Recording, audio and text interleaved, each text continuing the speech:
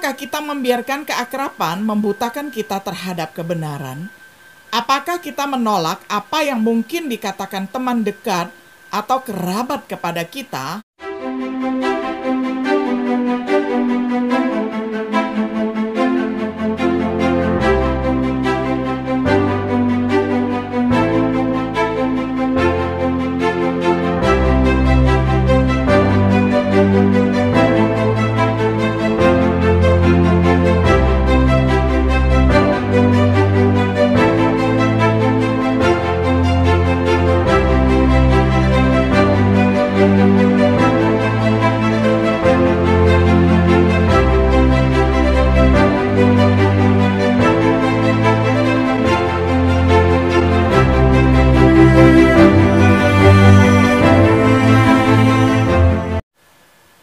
Shalom, sahabat Biblika yang dikasihi oleh Tuhan.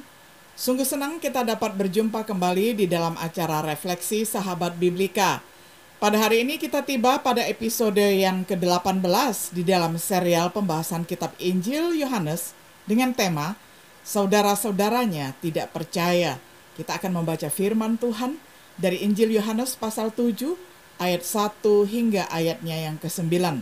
Saya akan bacakan untuk kita semuanya di dalam terjemahan sederhana Indonesia. Sesudah itu, Yesus berjalan keliling provinsi Galilea. Dia tidak mau ke provinsi Yudea karena para pemimpin Yahudi di sana mau membunuh dia. Pada waktu itu, hampir tiba waktunya bagi orang-orang Yahudi merayakan pesta pondok cabang-cabang berdaun yang berlangsung selama 7 hari. Lalu saudara-saudara Yesus berkata kepadanya, "Pergilah ke Yudea supaya orang banyak yang selalu mengikutimu bisa melihat keajaiban-keajaiban yang kamu lakukan.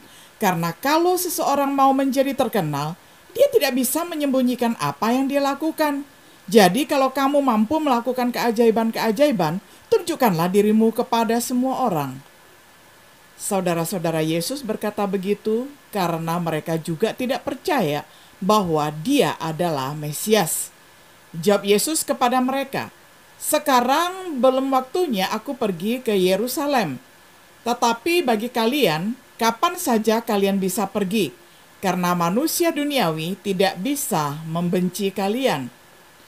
Tetapi mereka membenci aku, karena aku selalu berterus terang memberitahukan kepada mereka bahwa perbuatan-perbuatan yang mereka lakukan adalah jahat. Biarlah kalian saja yang pergi ke perayaan itu. Aku tidak pergi sekarang karena belum tiba waktuku untuk pergi ke sana." Sesudah berkata begitu, Yesus tetap tinggal di Galilea. Sampai sedemikian jauh pembacaan firman Tuhan dari Yohanes 7 ayat 1 hingga ayatnya yang ke-9. Sahabat Biblika yang dikasihi oleh Tuhan, di dalam Injil yang dirancang untuk menciptakan iman ataupun mengadakan iman percaya kepada Yesus Kristus, Yohanes menceritakan hal kurangnya manusia yang beriman. Mereka adalah orang-orang yang berada, yakni orang bangsanya sendiri. Mereka adalah orang-orang di antara murid-muridnya. Untuk sementara waktu, bahkan saudara-saudaranya sendiri disebutkan di dalam Matius 13 ayat 55 bahwa mereka tidak percaya kepadanya. Seperti juga yang tercatat di dalam Yohanes 7 ayat 5. Saudara-saudara Yesus berkata begitu karena mereka juga tidak percaya bahwa dia adalah Kristus.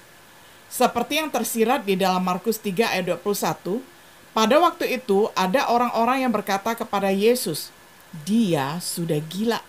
Waktu keluarganya mendengar hal itu, mereka mulai berjalan ke tempat itu untuk memaksakan Yesus pulang.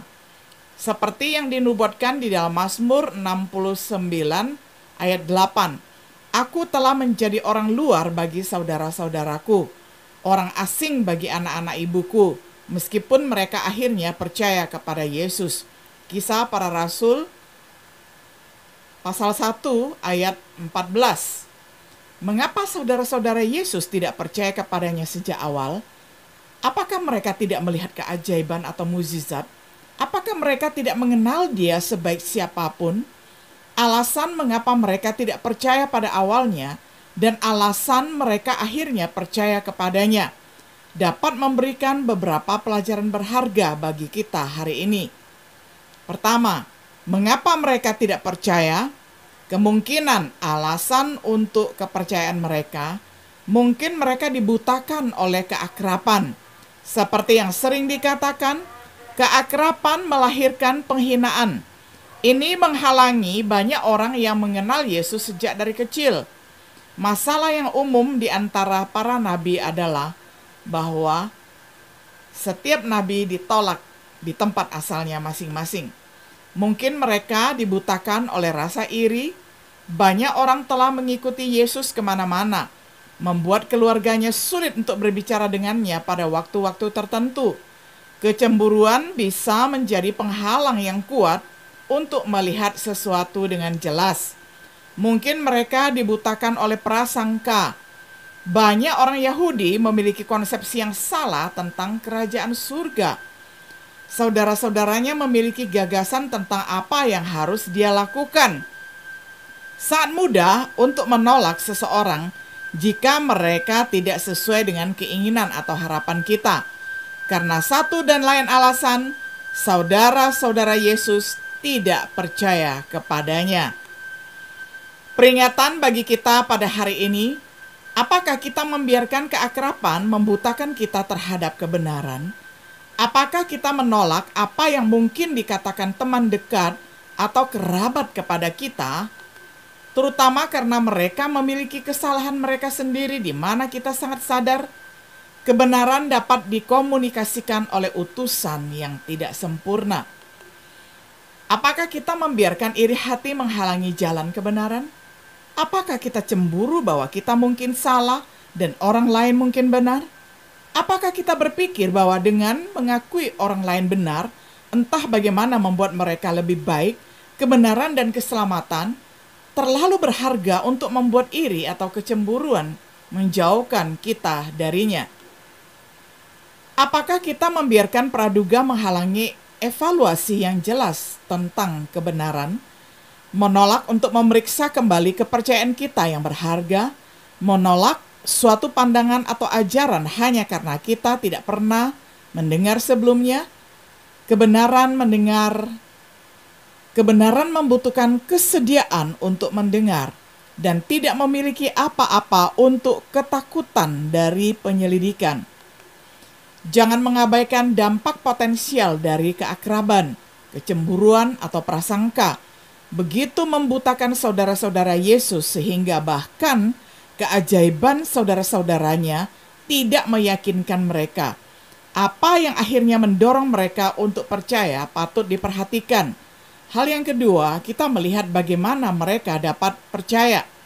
Alasan iman mereka, seperti disebutkan sebelumnya, saudara-saudara Yesus akhirnya menjadi murid-muridnya. Mereka bersama para rasul setelah kenaikan Yesus ke surga, mereka berkumpul, berdoa, dan melayani bersama. Misalnya Yakobus, saudara laki-laki Tuhan Yesus, menjadi tokoh kunci di gereja di Yerusalem.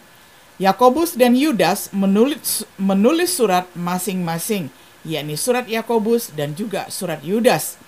Menurut sejarah sekuler, yakni gereja yang di luar berita yang di luar Alkitab, Yakobus ini menjadi martir karena iman. Apa yang mengubah mereka? Kebangkitan Yesus dari kematian.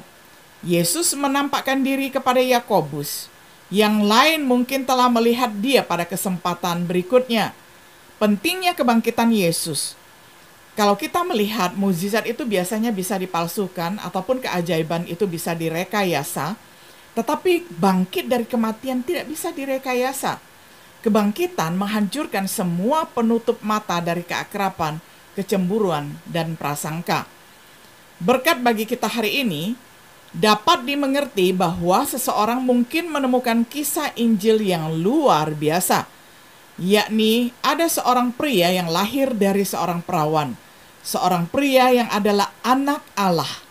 Pria yang diduga itu adalah pria yang berjalan di atas air, yang dapat menenangkan laut yang sedang bergelora. Dan pria itu adalah orang yang dapat memberi makan ribuan orang hanya dengan 5 roti dan 2 ekor ikan. Dan dia juga menyembuhkan orang yang sakit dan lumpuh, memberikan penglihatan kepada yang buta, membangkitkan orang dari kematian. Apakah dirinya dibangkitkan dari kematian?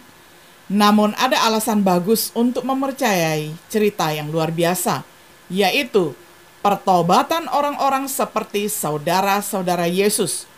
Orang yang pada awalnya tidak percaya untuk alasan apapun, orang yang dibujuk oleh bukti empiris yang luar biasa, yang tidak pernah menarik kembali kesaksian mereka, meskipun kesulitan dan penganiayaan.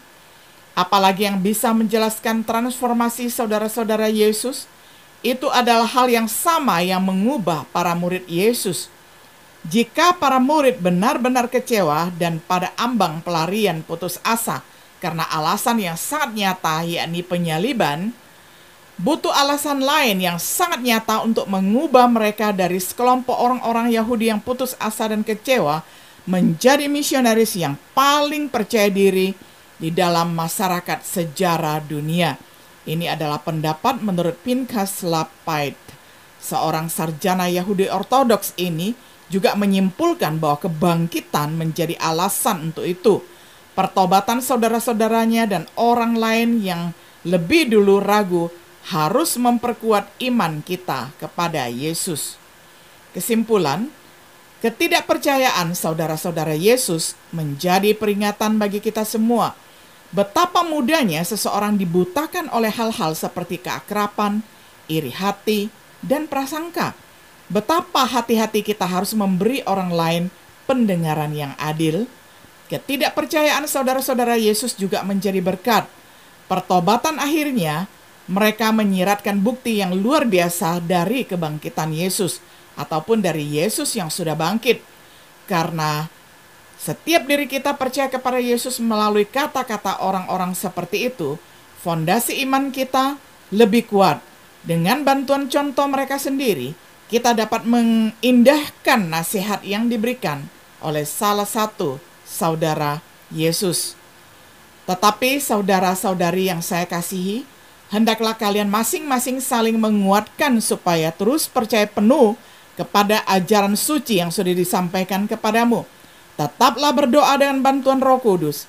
Jagalah dirimu supaya tetap menjalin hubungan kasih dengan Allah. Karena penguasa kita, Kristus Yesus, sangat mengasihani kita. Dan karena itu tetaplah menanti-nantikan waktunya di mana Kristus menunjukkan kasih-Nya yang besar kepada kita, yang akan membawa kita kepada hidup yang selama-lamanya. Yudas ayat 20-21. Sahabat Biblika yang dikasihi oleh Tuhan, kita melihat banyak sekali orang-orang di dunia ini sama seperti saudara-saudaranya Yesus sendiri, yang dibesarkan, yang dilahirkan dari ibu yang sama, yang dibesarkan di dalam rumah tangga yang sama, namun mereka tidak percaya bahwa Yesus adalah Mesias. Nah, sekarang setelah kita melihat bahwa setelah kebangkitan, saudara-saudaranya yang awalnya skeptis, yang awalnya tidak percaya, akhirnya menjadi percaya, dan kemudian menuliskan ayat-ayat kitab suci itu kepada kita. Bagaimana kita hari ini?